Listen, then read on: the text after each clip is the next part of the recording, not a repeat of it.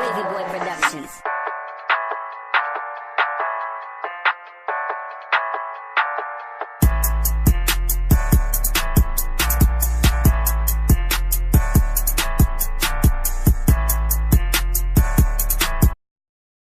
Welcome here to the CFB Report. I'm your host, Colin Easley, as we welcome another season of college football in for the 2018 season.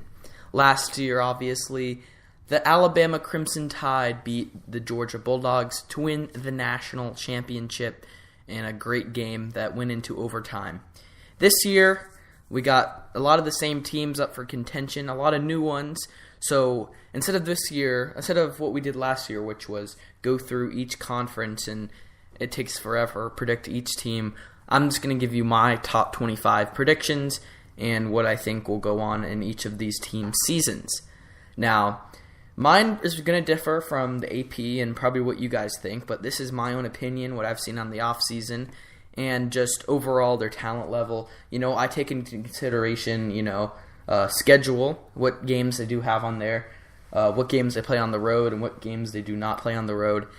And I take all that into factor for this, but obviously this will be different. You guys probably will disagree with most of it. You might agree with some of it, but let's start. At number 25, I got the Oklahoma State Cowboys. Now, the coaches poll has them at this rank, but not the AP. People are going to say this team's probably not going to be good this year because they lost their three best players in Mason Rudolph, James Washington, and Marcel Aitman. But I find other things. I noticed that they have a very great running game this year. They have Justice Hill, who's an All-American, could be an All-American, definitely All-Conference running back. J.D. King, who's at least an All-Conference running back as well. And they also have a defense which will be better than usual with their new coordinator. They do have a little bit of controversy at quarterback. They're going to start Taylor Cornelius in their first game, which is a first-year starter. He's been in the program for 3 years, and he's finally starting. But so their quarterback will be a worry for them, but every side else of the ball looks pretty solid to me. Wide receiver might be a little bit of an issue, but they still got some talent returning in Jalen McCleskey and Dylan Stoner.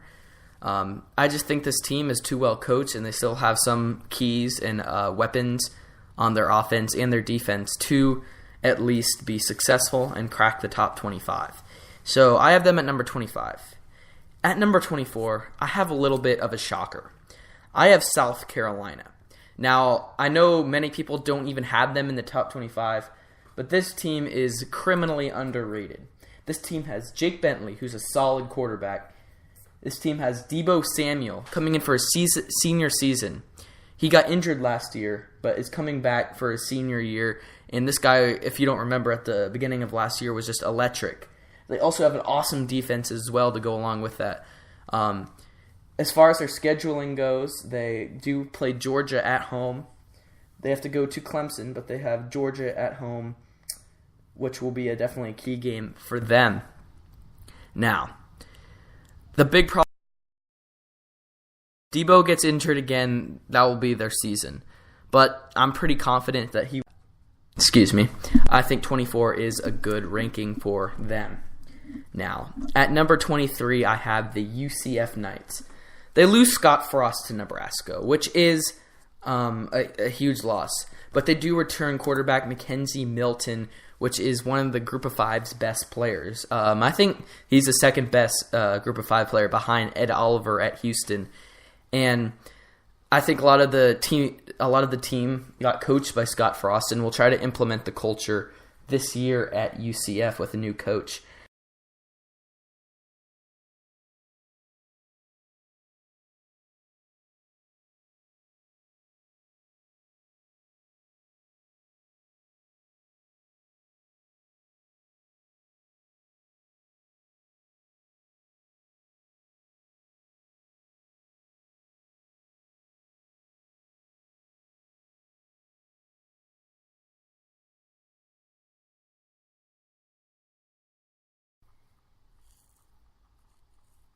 I'm sorry about that. We have lost connection for a minute. Sometimes Spreaker does this to me. It messes it up, so just bear with me here. Like I was saying, 23, UCF's the best, possibly one of the best Group of 5 teams. I think second best, but I think Mackenzie Milton will lead this team to success this year. They won't have a good year last year. They probably will get upset in conference play, but I definitely think UCF is a respectable team this year and should still be a threat for the Group of 5. At number 22, we have the LSU Tigers. Now, LSU, a lot of people are writing off because of their inconsistency. Obviously, Ed Orgeron is not the greatest of coaches, if we're going to be frank here. They fortunately still have... They do not have Matt Canada coming back, so it will be definitely interesting to see how Ed Orgeron handles the loss of offensive coordinator there. And I think this team the defense will bail them out a lot this year. I don't think I could see 7-5 for LSU, possibly 8 wins if their defense is good and they can make the plays on offense. But I still think their defense will lead them, and I think they'll still be competitive in the SEC West, at least for the most part. I see them finishing at least top 4 in the SEC West and making a crack at the top 25, and I have them at number 22. So I think LSU will be good. I think they're going to have to rely heavy on their defense this year, but they're also going to need to make plays on the offensive side of the ball with their new running back Nick Brossetti having a senior year. So they have a little bit of experience at running back, obviously not starting, but he's been there for 4 years, so he would probably know what to do in these situations. So I think it's another mediocre year for LSU. I can't say they're winning the SEC. I would be lying if I did, but I think 22 is a fair ranking for them because they still do have talent. It's just I don't think the coaching's there, and I don't think the offense is completely there for the Tigers. Now, at number 21, we have TCU. Now, they lose Kenny Hill, which was their standout player last year, who led them to the Big 12 championship. Obviously, they lost to Oklahoma pretty badly, might I add. But TCU comes back, and they still have a great defense. TCU's defense was the best of the Big 12, and it wasn't even close. Gary Patterson's a great coach, and I think any team he coaches is going to play hard and play smart, and I think this is just another extension of that. The TCU has a new quarterback coming in. His name is Sean Robinson, which we saw a little bit in the Texas Tech game. Wasn't great, definitely needs to improve, so I definitely think quarterback will be a little bit of a worry for them. They still have Darius Anderson at tailback, which is one of their probably best player on offense. And they also have Kevontae Turpin at halfback coming back. And, he was just a beast all the years he's been there. He's a great player, very athletic. And obviously their defense does return some players as well. So I think it'll be a solid team for TCU this year. I don't think they'll make the Big 12 championship. I think they'll have, a couple losses here and there to Oklahoma and, West Virginia, but maybe Texas too. But I could see this team being respectable this year and finishing in the top 25. And at number 20, we have Boise State, a very balanced team. Their quarterback, Brett Rypien, I think I'm saying that right, is a beast and probably up there in the top 5 players in the Group of 5. Their offense is good, can make plays, and their defense is very solid as well too. I think they definitely are the favorite for me to win the Group of 5. I think their coaching and everything they put on the table is very attractive for me to put them to win the Group of 5. So I have the Broncos at number 20 winning the Group of 5. At number 19, we have the USC Trojans. Now, USC does lose Sam Darnold, and they also lose Ronald Jones as well. But the thing is, USC has a lot of talent returning still. That's just the way it goes for a team like USC.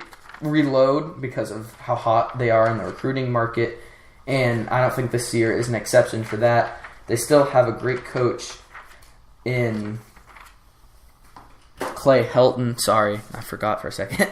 They still have a great coach in Clay Helton, and I think that will help. They have a lot of returning starters on the offensive line as well, too.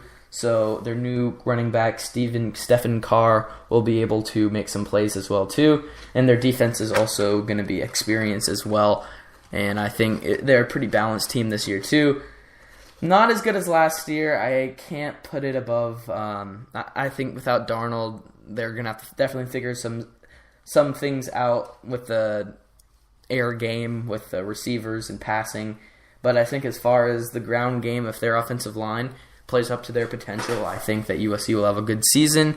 And I definitely think winning the Pac-12 South is not out of the question.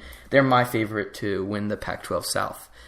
At number 18, we have the Virginia Tech Hokies. Another year for Justin Fuente as he gets a little more experience with the Hokies.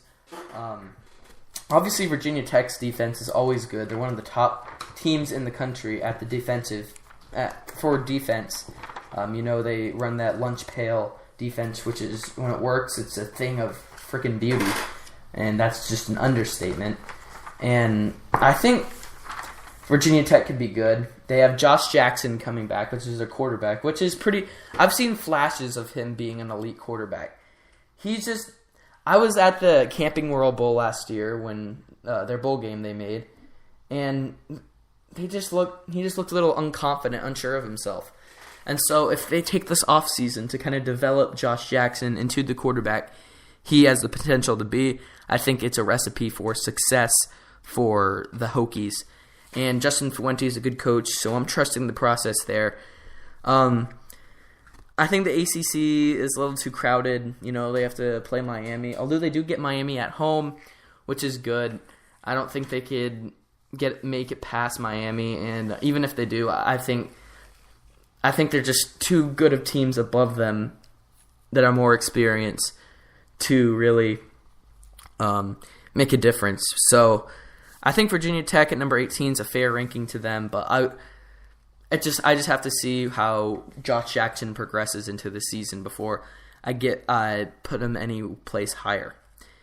At number 17, I have the Texas Longhorns. Now, this is the second year for Tom Herman, some big expectations. A lot of people in the media are ranking Texas to go to the Big 12 championship.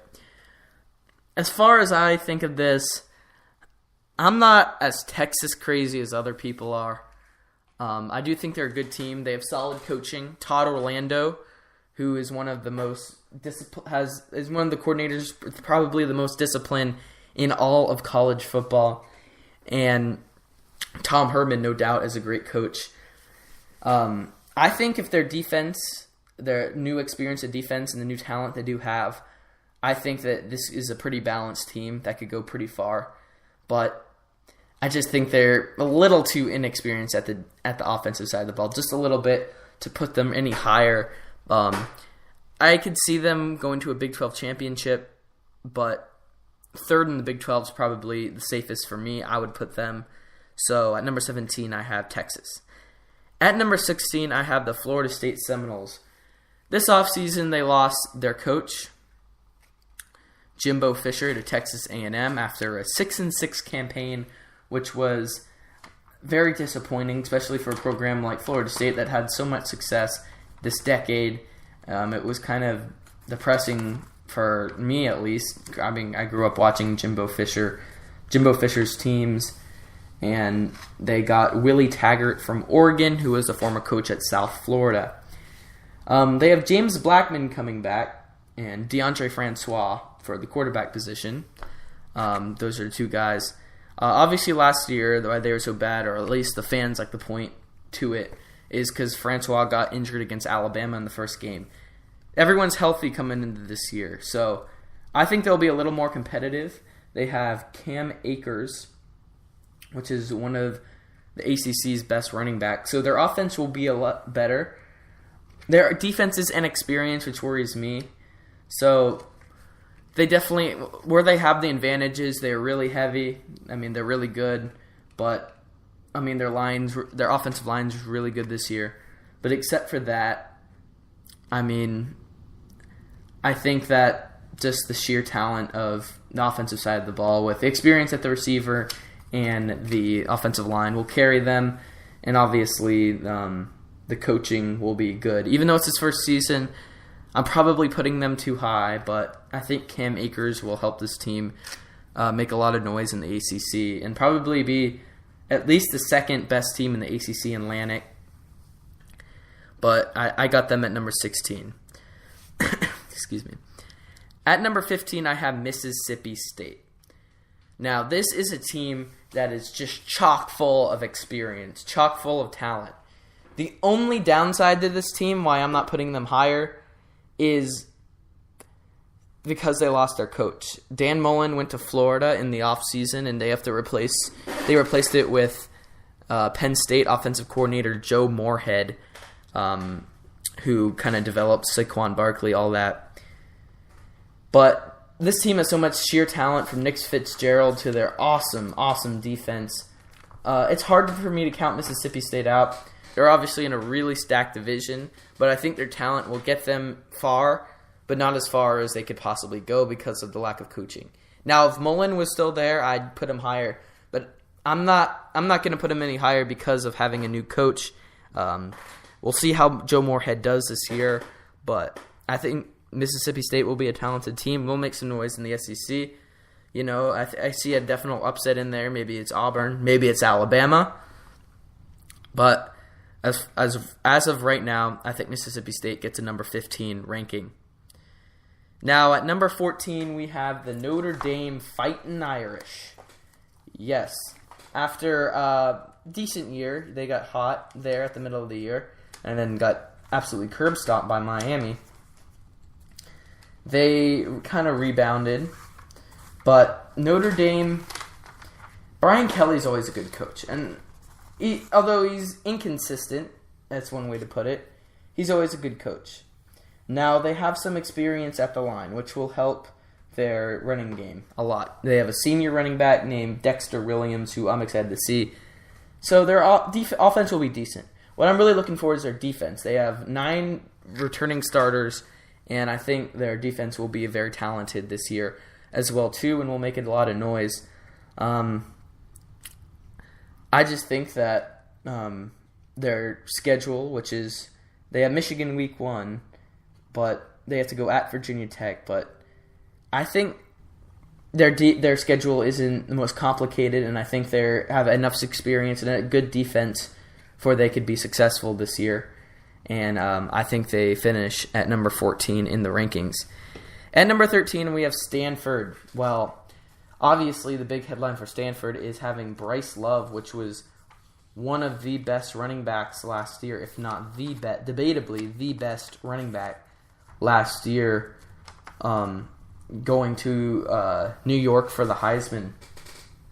But they also have a quarterback named CJ Costello, which I am absolutely excited to see. People say he's a gamer, he's athletic, and I'm excited to see what he does this year. So their offense will be really good. Their defense, mediocre, but I think their offense will be very electric this year and will carry them in Pac-12 play and will give Washington a run for their money in the Pac-12 North. They have to go at Washington, which will be difficult, but definitely this is the next threat to Washington in the Pac-12 that they will have. At number 12, I have West Virginia. Well, this wasn't too hard a choice for me. I love West Virginia this year, man. Experience on defense. Offense is absolute beast. Will Grier. This guy has something to prove. Everyone on this team has a chip on their shoulder. They want to go out there and they want to win. They want to ball. And if they don't, I'd be really disappointed. I feel like I'm getting ripped off. Now, they have David Sills coming back, which was one of the country's best receivers last year.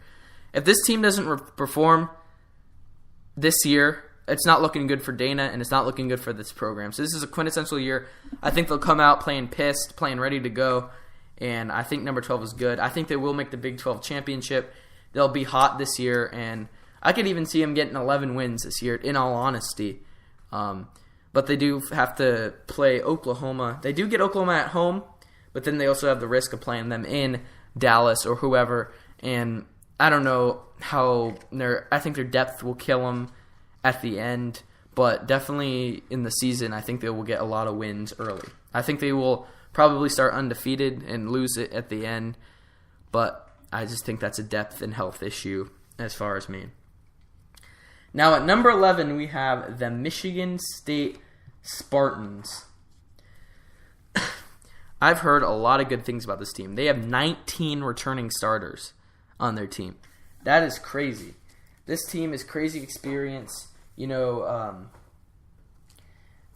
They've been a little bit inconsistent. In 2016 they had a 3-win season, and last year they got back up in the double digits. So they're hard for me to pinpoint, but this year with the amount of starters they do have, it makes me attractive. It makes me attracted to what they are doing up there in East Lansing. Now, their coaching is always good, and I understand that fully. Mark D'Antonio is a good coach and knows how to get good players and play at their best. The quarterback, his name is Brian Lewerke. I think I said that right. And he's expected to be a beast. They have a great offense and a great defense. Really balanced this year for Michigan State. They do have a really competitive division with Michigan, Ohio State in there. So I do think it will be difficult for them, but I think they will be really good this year. And at number 10, we have Auburn. Oh, it's a tie for me. It's between Auburn and Michigan. Even I'd put Michigan with a tie with Michigan State. Now, they have Shea Patterson coming as a transfer from Ole Miss. I don't like Michigan for my predictions. They always seem to disappoint. They have a great defense this year. They have a lot of returning starters. But I've really, like many people over the last years that after the last 3 years he's been coaching at Michigan, there's not been a lot for me that really sticks out, or I'm kind of worn out by this team. So I put him somewhere either 10 or 11. I really couldn't make a choice, so I know you can't do a tie in the real poll, but I had to put him at a tie for 10 or 11, kind of in the middle there. At number 10, tied with Michigan, is Auburn. Now, Auburn's a team I have a lot of confidence in. Gus Malzahn really got this team hot at the end of last season, if you remember. They beat Georgia at home. They beat Alabama at home. They went to the SEC championship. They got killed, but they went there, and they still have Jared Stidham returning, which will be only good news for Auburn this year. I think their offense will be good. They definitely need to find someone to replace their... I have a mind blank. They'll have someone they have to replace at running back, which is Cam Martin, who's going to be starting. Their defense looks good this year, and I think they'll be pretty balanced this year. For me, I just don't think they're good as Alabama in this division. They'll compete, they'll be up there, but I think number 10 is as high as I could give Auburn this year. And at number 9, we have the Miami Hurricanes. Yes, I am very excited to see what this team does this year. Obviously, last year they had a really good season. They went to the Orange Bowl, went to the AC Championship, lost in both, but really showed a lot of life for a program that's had its struggles over the last 10 years. And it really showed how Mark Richt has made a difference at this program. Now, their defense is attractive. They obviously thrive off of the turnover chain. And if they don't cause that this year, they could drop way lower than this. But I'm pretty confident that they'll be able to get the turnovers they need to be successful. So I think Miami will be at number 9, but this could drop very easily depending on whether their defense could create havoc for offenses in the ACC. But I got them at 9 because I'm a true believer in their defense. I'm a true believer that Mark Richt could reload for another season. So I think at number 9, I have Miami. At number 8, I have Oklahoma. Now, this team, to me, has a lot of holes. Their thing that really sticks out for me is their offensive line. I say this all the time. They could have the slowest person in the world, the most unathletic, slowest person, go out there and they could get 5-6 yards of carry with this offensive line. They are absolute monsters. Now, people are wondering why. People are saying, oh, Rodney Anderson is, the best, Big 12's best running back. And I disagree. I think it's Justice Hill. The thing that their backfield is so good, the reason why they are so successful on offense is because their offensive line changes games. Their defense got a little bit better this year. Nothing spectacular, still kind of garbage. But their offensive line is going to make all the difference. No matter who they have at quarterback, no matter who they have at running back, if you have that offensive line, they're going to make a difference in this game. So I think that will lead them to... And they also have a lot of depth this year, too. Kyler Murray, I think will do good. I don't think he'll be another Baker Mayfield by any stretch of the imagination, but I think he'll do good. And I think I think they'll win the Big 12. They'll do what Oklahoma does best and find a way to win games, and I think they'll finish number 8. Now, at number 7, I have the Penn State Nittany Lions. No, they lost to Saquon Barkley. I understand. Now, a lot of people are writing them off because they lost to Saquon Barkley, but this team is much, much, much, much, much more than Saquon Barkley. Trace McSorley, I love this guy. He has 2 returning receivers in Jawan Johnson and DeAndre Tompkins, and this guy is a beast. I think their offense will be just as good as last year. I mean, their running back, Miles Sanders, will be up to par with Saquon. Not totally up to par, but up to par with Saquon Barkley. So I think they found a way to reload. James Franklin's a good coach, and I think they'll find a way to make some noise in an already crowded division. At number 6, I have Ohio State. Well, obviously, the elephant in the room here is the whole Urban Meyer thing. In my opinion on that, Urban's always been a liar. Urban's always been kind of a scumbag. This does not surprise me. He just lets it go. Obviously, the coach, Zach Smith, was kind of an idiot and a bad human being, and he should have fired him. That would have been the honorable thing to do. But, Urban Meyer is not an alpha male. Urban Meyer doesn't want to seek out the controversy and fire a coach if he's a good coach. All Urban cares about is winning in himself. So I think he should have got more of a suspension for it, but, that's just it. And Ohio State fans have been such classless by threatening Brett McMurphy on the internet, attacking him when they should be attacking Urban Meyer, what he's done. So I wish he got more of a punishment, but that's my opinion on it. I just wanted to get my 2 cents out there about it. But their defense this year will be awesome. I'm excited to see what Nick Bosa could do. I think their defense will lead them to a great season. On offense, J.K. Dobbins is probably one of the best in the Big Ten, which I'm excited to see him play as well too. So I think they're really, and their quarterback, Dwayne Haskins, I think Urban has them prepared for this year. And I think that they're a pretty balanced team and could go pretty far. Now, they do have a little bit of distractions, which, I can't lie, do a little bit add to why they are not in my playoff. But, I don't know.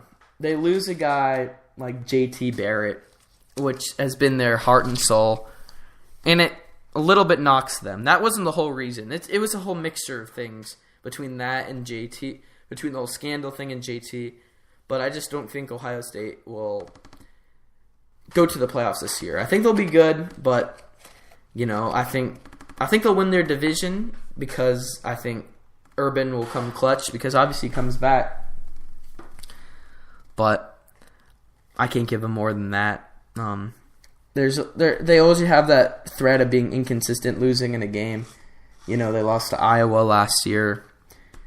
I think something similar will happen this year. Now, at number 5, I have the Georgia Bulldogs. Obviously, Georgia was good last year with Kirby Smart. They were fantastic. Nick Chubb, Sony Michel, they were just an awesome team last year, and I'm really rooting for them this year to be just as good. But they do lose their 2 running backs,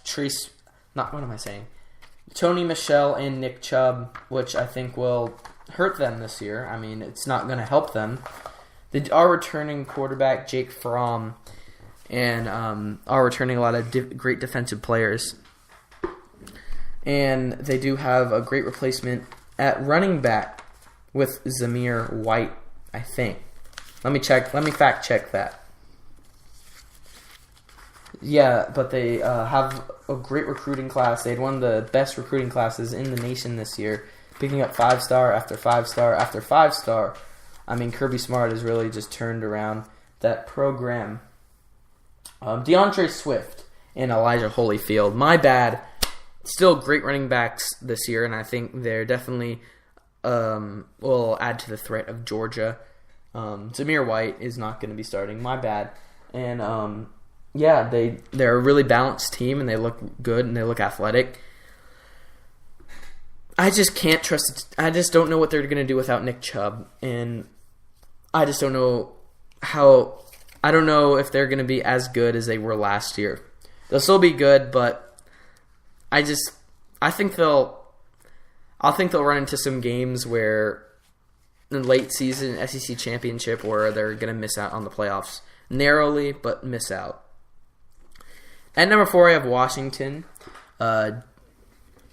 Washington has their 2 best players in Myles Gaskin and Jake Browning returning, which will make all the difference in the world. And I think their offense will be good to lead them to the Big 12 Pac-12 championship. And their defense is also chock full of starters as well too. So I think they're another balanced team that has a really easy schedule, plays in a really easy conference. And I think if they could get past Auburn in week 1, I think they'll fly through the schedule and make the playoff. Obviously, if it comes down to... Obviously, you're going to have to win that game against Auburn. Because when it comes down to stretch, Clemson and Georgia team who lost to Alabama and a Washington team who's undefeated, they're going to pick the Washington team because they're undefeated. They pass the eye test just by their record. But if they lose to Auburn and Georgia beats Auburn and loses to Alabama, they're going to probably give the nod to Georgia. So in this scenario, they do beat Auburn and they do finish undefeated. At number 3, I have Wisconsin. Wisconsin returns a crazy amount of players. Jonathan Taylor, one of the best running backs. Alex Hornibrook, a player I've seen progress and become one of the top quarterbacks in the Big Ten and possibly the country. Just overall, great experience. They play in a pretty easy division. I think they'll run, and I think they'll find a lot of success this year. And it'll be similar to last year where they were undefeated. They'll go in. But I think the difference is this time is they learn from their mistakes, and they have a chip on their shoulder, and they will roll through the Big Ten and be ultimately successful. At number 2, I have Alabama. Now, a lot of people put them at 1. I'm putting them at 2. Not for any reason that they're bad. Tua Tagovailoa, I probably said that wrong. Tua is an excellent quarterback. I mean, I'm not dissing his ability at all. And, Alabama has a defense that no one could even hold a finger to. So, I mean, I'm not dissing Alabama at all because they do have all the talent. They've really not lost too much of anything, in my honest opinion. They have Damian Harris at running back, who is a fantastic running back if you haven't watched him. They do lose Calvin Ridley, which hurts because he came up in big plays, but I think someone with an arm like Tua will make up, because Calvin Ridley was good, really made the difference because Jalen Hurts wasn't that good a passer. But now you have a guy like Tua, which can make players like Jerry Jeudy and Henry Ruggs III really stand out. So I think that makes a difference this year. Their defense only returns 3. Only 2 starters return. But I think Nick Saban has coached them up enough, and will get them ready to play big-time football. And I think Alabama would probably go undefeated in the season and possibly win the national. Definitely a front runner for the national championship, no doubt. Not really a surprise there. And at number 1, I have Clemson. Now, I picked this because of their defense. Holy crap. Their defensive line is like NFL level. It's godly. Like, that's the only way you can put it into real words. Their defensive line and their defense is godly. They're going to absolutely terrorize ACC offenses. They could terrorize any offense in the country, in my opinion. Maybe Oklahoma could contain them with the offensive line, but that's about it. I think Clemson runs away.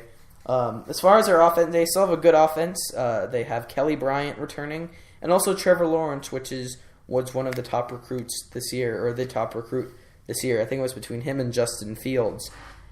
So I think that Clemson will run away with the ACC, possibly the national title.